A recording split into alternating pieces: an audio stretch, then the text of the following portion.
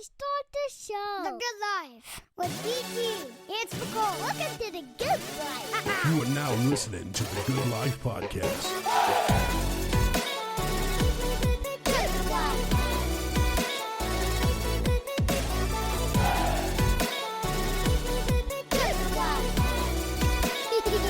These boys are crazy. You are now listening to the Good Life Podcast. Good Life. What? What's going on, Mrs. Spicoli? How's the day going? Yo, what's poppin'? We're kicking it with Jamazz. He is finally on the Good Life Podcast. What's poppin', dude? What up? Yeah. How's it going, fellas? So good to have you on, man. You were definitely a staple in the rap community for a long time now, man. So we're glad to have you on, man. What's up with you? I'm glad to be on the show. On the show. It's a show. I mean, there's been a lot of people on here, but nobody quite like Jamazz. What's been new? What have you been working on? You always have. It seems like with Jamazz, you always have a new and upcoming project on the way. Am I right on that? Yes. I got a couple of them actually. I'm doing Urban Outlaws. That's with Big Dog from Noise Wave. That we're actually finishing that album up, and that will be out. And then we're doing we actually have a little mini tour that we're doing with Danny Diablo and DRP and Tony Slippers. And one of the shows will be at Maloney's in Council Bluffs this Saturday. Nice. Is one of them. And there's a lot of really good bands. Maloney's kind of turned into like a little hotspot over there for concerts, man. Yeah, it has. There's been a lot of like really good bands and stuff that have played there already, and it's a really nice. It was already kind of a cool setup anyway. It's just I think that a lot of the people that were running it maybe prior to that just kind of was trying to do other things with it, and it really is set up to be like a nice little venue and not like a club. Yeah. And it seems like a lot of people were trying to, when they had it, they were trying to make it a club. And, so. I think I played there.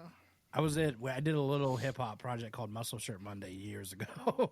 I think we played Maloney's back then. Nice. I like the name. Yeah, it was weird. It was a weird little mashup we did. We incorporated a lot of like screaming with hip hop. It was weird, but it was a fun spot to play for sure, dude. What's super cool about you, man, is that I don't know if a lot of people know it, man. You did a lot of work with Sid from Slipknot. Yep. We have a few videos out, and we have a couple of albums, and then we have an album that I want to say I forget his name. The guy from Funk Dubious is on it, and Money B from Digital Underground. Some stuff with them, and then February 1st.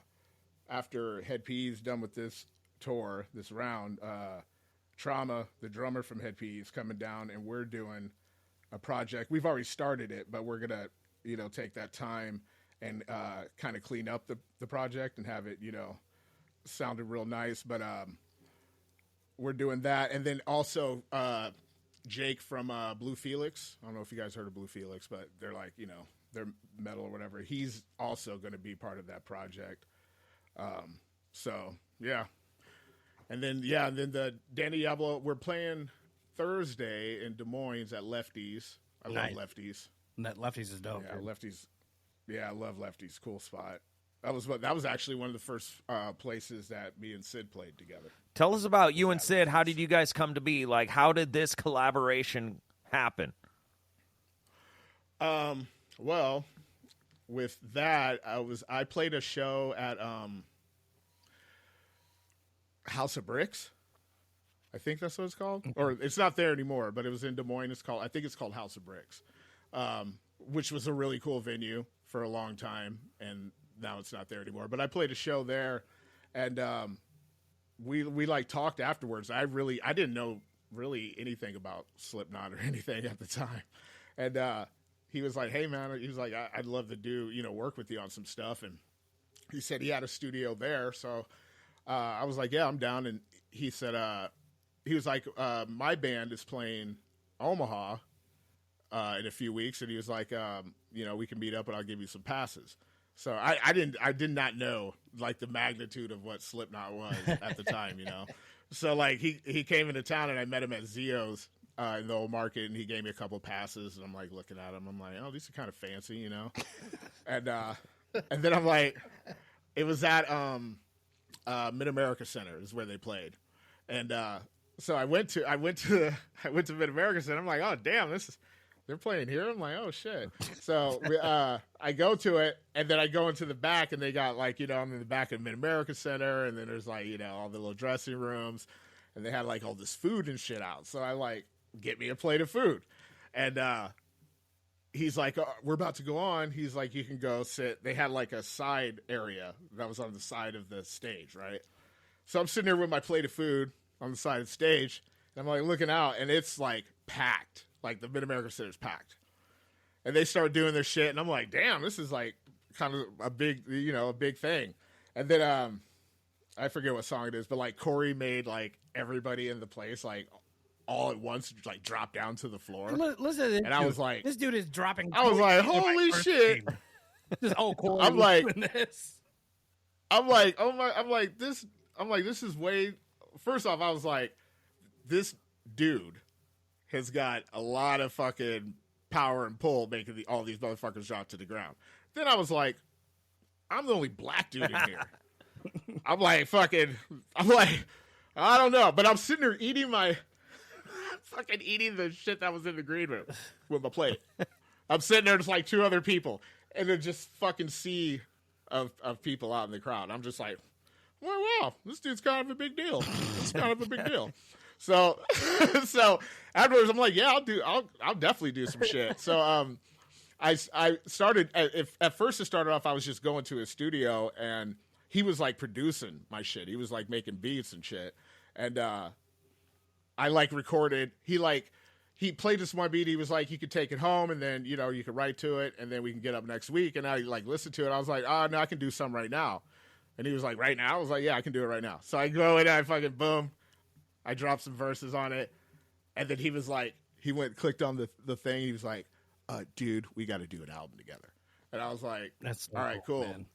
So then we started working on the album together. And then he wanted to have a band play behind us. So we like put together like a band. And then like we ended up adding Keen, the Keen one, who she worked with Be Real. He met her because we were doing Channel Zero on Be Real TV, which is Be Real from Cypress Hills, like his internet thing. And he had this chick that was with him that rapped named Keen, and she was like badass. And then I ended up doing like probably about 4 or 5 songs on her album, and Sid produced it. I just did some verses on it. And then she kind of fell into the fold just naturally. And then all 3 of us were doing it. Then we made the Miami Vice soundtrack, and then we started shooting some videos, and then we went on tour and fucking, you know, and that, you know, the rest is this is kind of a history. weird question because there's so many like jokes about Slipknot right now and people getting fired. Is he still in Slipknot? I don't know if he's still in it. Who, Sid? Yeah, is he? Oh yeah, is he? Okay. Yeah, he doesn't have to be. I mean, he knocked up Kelly Osbourne, so he doesn't have to. Did he really? That's right. Yeah, you didn't know I that? forgot about that. Yeah. Are you like the Godfather or anything? We'll be back after a quick break. Up in the castle, evil mischief stirs. Plan number 42. I shall turn myself into a cat and get adopted by the butcher's daughter so I can learn all her secrets. Then, I will use them to make her fall in love with me. What do you think, Wilson? Hey, check out 1v1 Me DM on all podcast platforms to see more of Dracula's perfect plans at finding true love.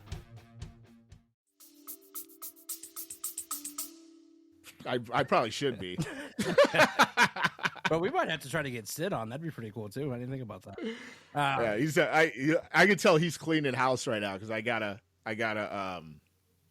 a refriending of Sid on Facebook. That's okay. It's a different thing. So he's been like, he's cleaning house, you know, and I can tell it's him because it's like our only mutual friend is like the other producer that he fucks with. Right. Like that's the only mutual friend. So it's like a new account that he started, but Yep, he sure did. He got that's that Oprah money. That's that Oprah money right That's there. that Osborne You don't money, have to dude. fucking- Dang. Right. You don't have to do shit if you don't want to. Oh man, and she's hot But too. yeah, he's definitely. Yeah, she is. He's actually one of the him, Corey, Sean, and is it? I think Mick. I want to say they're the probably some of the few that have not been put out the group or Sean's what, clown? Yeah, Is that clown. right? Yep. Yeah, clown. I know. I know so many. I know so many. Like fucking. I know the lowdowns about that all that shit. I know who the brains are. And all that. I just get I just keep. Spicoli, I don't know, man, how much you know about like the local rap or hip hop. I don't know, man. But so the first time I heard of Jamazz, I performed with this cat called Nick Hart out of Lincoln. Oh yeah, Nick. Was it Monopoly you were on? Was that the song? The one I think it's Hurricane. Or all I remember is there was a line you said about kumquats. Oh yeah, that's the heavens are Murgatroyd, narcotic paranoid. I hear the paranormal static trapped in white noise. I rap with white boys that sniff that white bitch. Love to mix Percocet, alcohol, and Vicodin. Eat your vitamins. Bones need calcium. Green weed traveling. The tingle in my abdomen is grabbing for the porcelain. I upchuck the boogie nights. Loathe the misfortune. They walking with their booty tight, shitting on their foreskin. Ooh, that's nasty, man. Chickens with my dick in hand. Stretch it like it's plastic, man. Game like Capcom. Come cap these kumquats. Goody gumdrop. Icka thicka dick snot. Yeah, that was. I like that verse. Dude, I remember I heard that verse and I was like, "Who the fuck is this dude?" And everyone's like, "You don't know Jamazz?" And I was like, "I've never heard him yet." And I was like. And I think right after that, I contacted Jamazz, and I was like, "Dude, we got to start working together. You are amazing. Yeah. Like, his lyrics are just so good. It's just so fun to listen to, the cadence and everything. Yeah, It's dude. perfect. Yeah, I love dancing around shit. Jamazz drops some bars, man. I always felt like Jamazz, whenever I listen to his music, is like you've gone through some shit and you have some shit to say, and you just put it in you just put it in a song, and it just boom, it just hits you. Yeah, and I really don't have I have no filter when I'm rapping. No. You know what I mean? I'm like, fuck, I'll talk like all that shit. Like if that day, if I had shit stains in my drawers, then I'd probably put it in a verse and somehow, some clever way. And now everyone knows I had shit stains in my drawers. You know, like I just don't. My fucking old lady, she hates it. I know she hates it because even the recent shit we recorded, it just came out naturally. It sounded so dope, but I'm just like, I was like, my wife's complaining because I'm always in the studio. I was like, well, why she hating? I'm dropping shit like a booty hole. She's like, fuck you. I'm like, oh, come on. She's like, you're ridiculous, man. Like- come up with some pop stuff for the radio so we can get paid. Oh yeah, Jamazz, did you ever get involved with like the battle rapping shit? Because I know for a while that was a thing in Omaha. I People did. were like, I did nice how them judging. doing it. They had me do judging and stuff. Like one time, me and I was a judge with Iron Solomon. Okay. Yeah, so we were judges and stuff. But I think like with a lot of I don't know. It was almost I would get even like back when Houston. I don't know if you remember when Houston was doing Fresh Fest and shit. Like those hip hop battles. Like the very first one he did. This is no bullshit. This is a true story. The first one he threw. It was like he was like promoting it for a month and like people were entering it and I was waiting to enter it, and then he finally talked me into doing it because I went to Jonesy's. Because he was having like pre-battles there. I went to Jonesy's. I kind of kicked it for a little bit. Then like me and Cyril were fucking around and just freestyling. And then I told him the next day, I was like, I'll do it. So he put that I was in the battle too. The motherfucker called me 3 days later and he had to cancel the first Fresh Fest because everyone dropped when I entered it.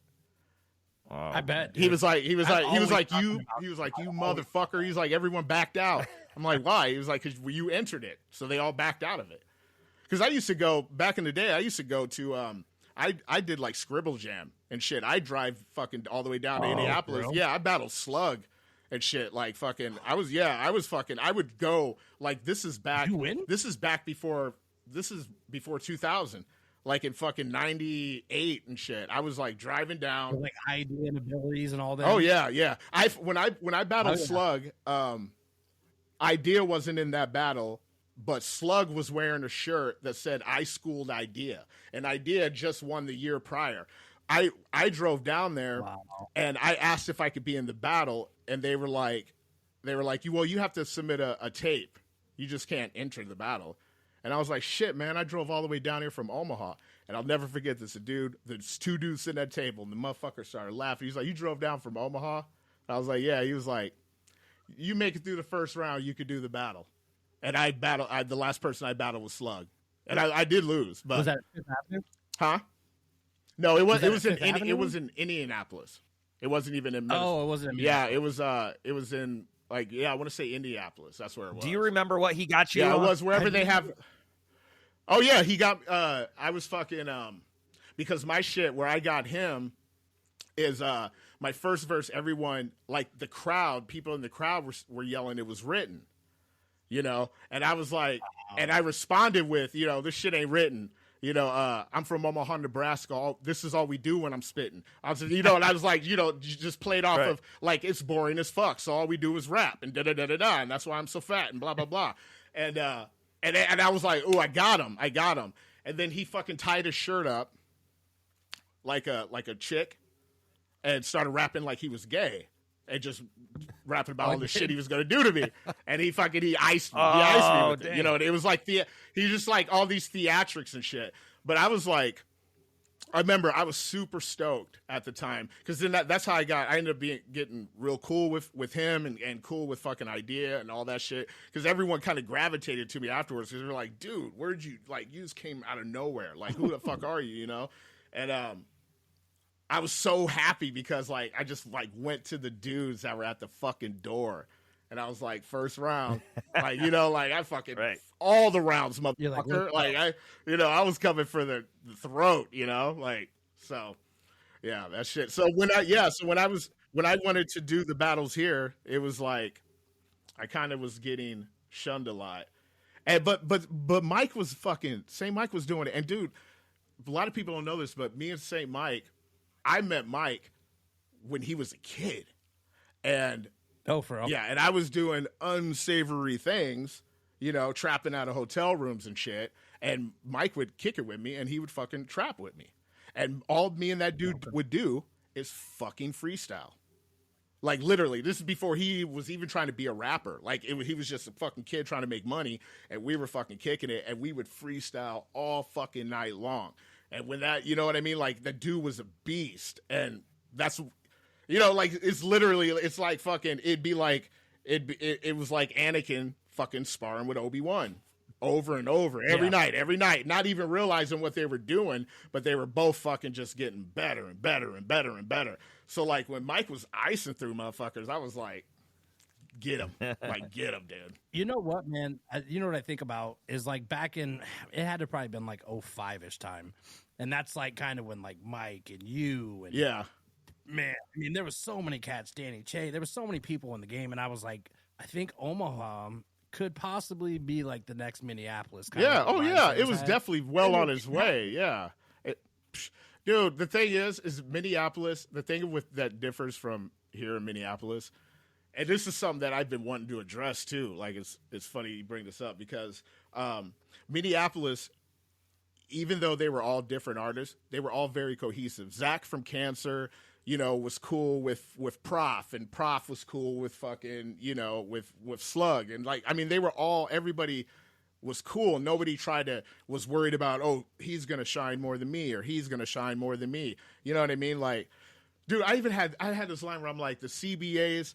I talk about I'm talking about Big Dog leaving Noise Wave, and I'm like, he started fucking with me, easy as ABC, and the CBAs, they were hot for a minute until Mike murdered Opposite, then Opposite bitched, then Mike left. Now no one knows who Opposite is. The city breeds drama and there's too many cliques. Having friends for fans, that ain't what popular is. That's why I never gave a shit about the popular kids.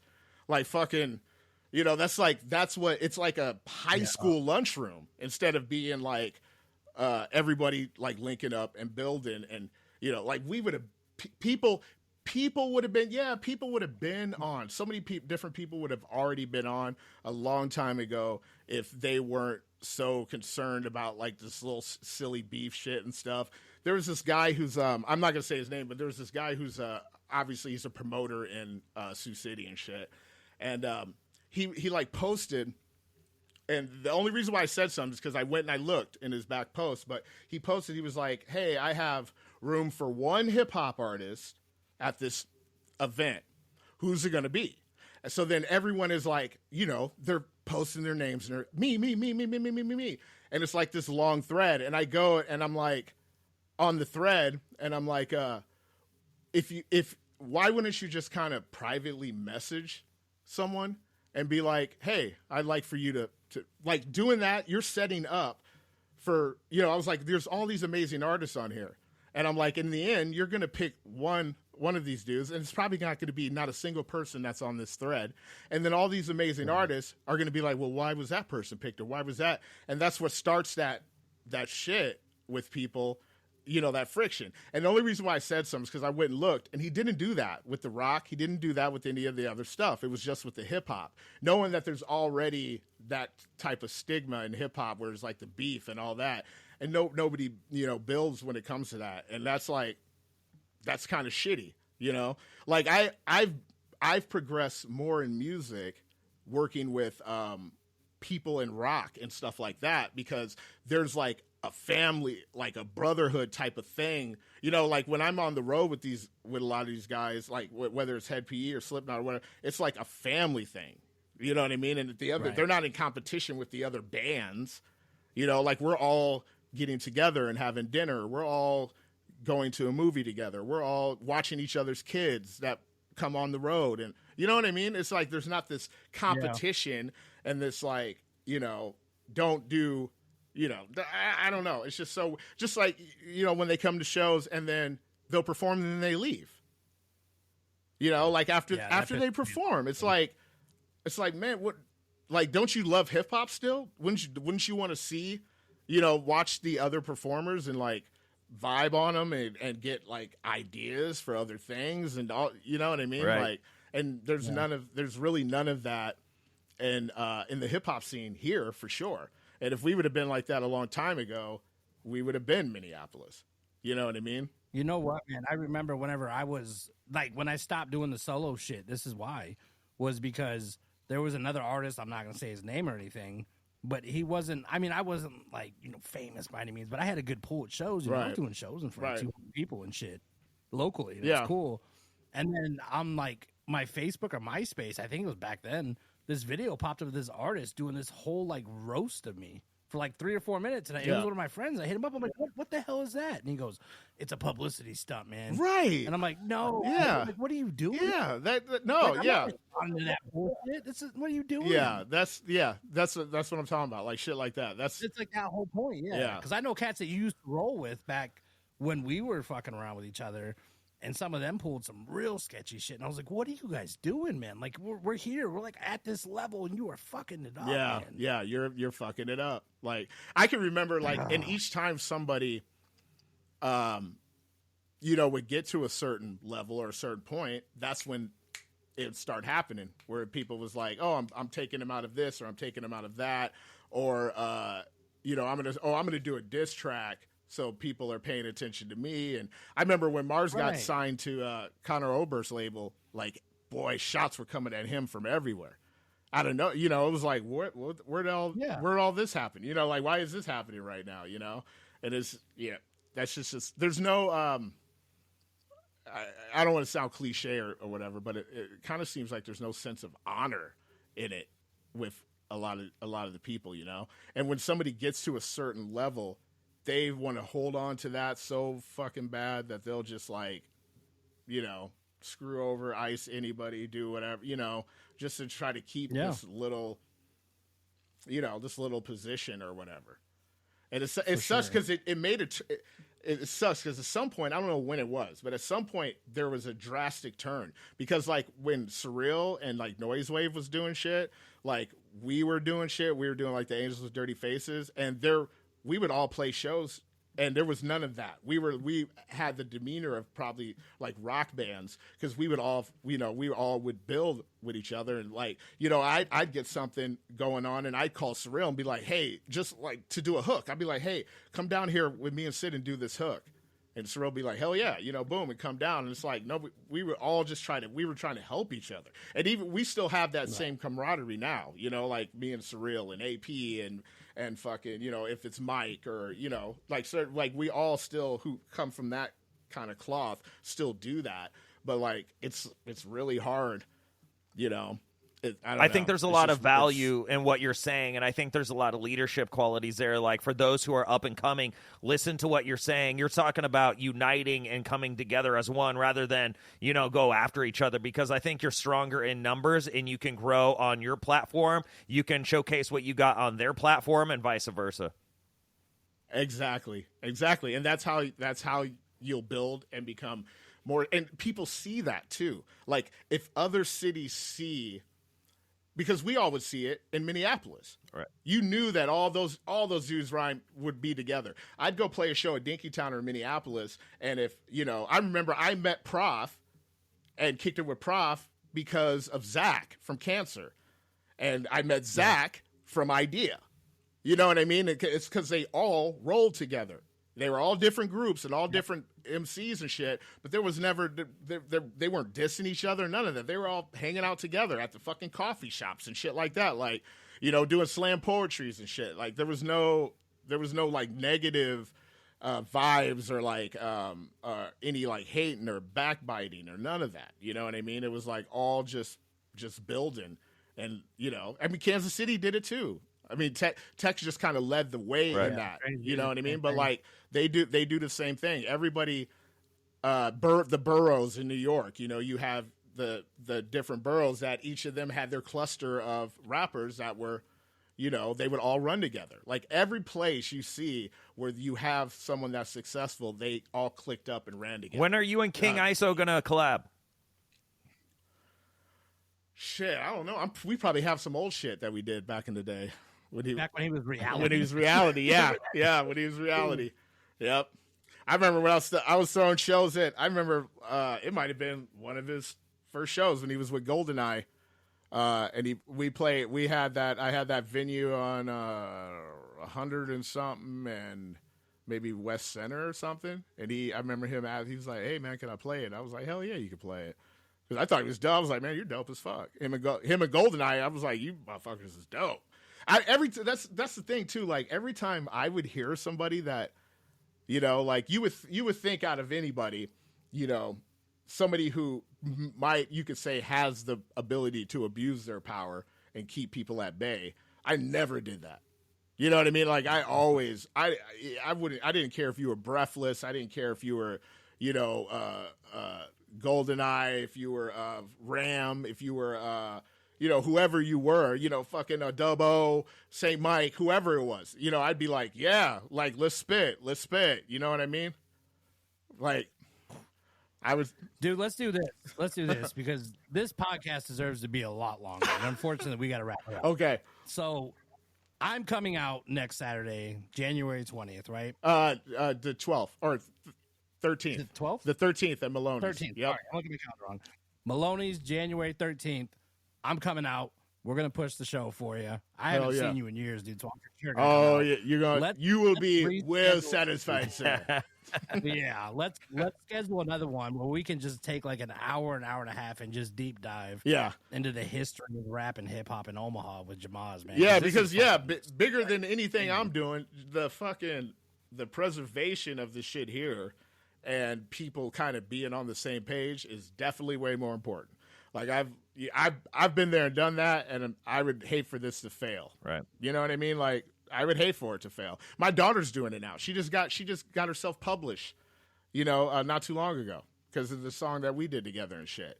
I'm like, I don't want her getting into some shit where it's like she can't succeed. It's an automatic failure because everyone wants to pull each other down. Right. I'd rather do whatever I could do to make it so everybody can succeed in it. So. Oh, yeah. How can people track you down, Jamazz? Where can they find you? If you just Google Jamazz, all my shit comes up. All my Facebooks, Instagram. Seriously, Jamazz. Put it in your Google search engine or whatever. Also, I have albums on all streaming platforms. And since when I dropped that one album, I was Spotify featured artist of the week for like a couple months back or a month or so back. Yeah, so I got those 3 albums, and yeah, just Google. You can find all the shit. If anybody wants any type of mentorship or any of that, I don't even know if I said it right, but you want some, because there's a couple of young cats that I've been working with, and I'm like, well, what do you want me to do? You want me to like make you a beat? You want me to? They're like, no, man, I just want to hang out and just kind of pick your brain, and I'm like, fucking, we can do that, you know. So anybody wants to just kind of go over some things, or you know, help with performances or what to do or what avenues to go through, hit me up. I'm always willing to help. So, yep. Jamazz, bro, thank you so much for coming on. Man, dude, we're definitely gonna have you back because this was super entertaining, bro. But we will see you Saturday night at Maloney's. Yeah.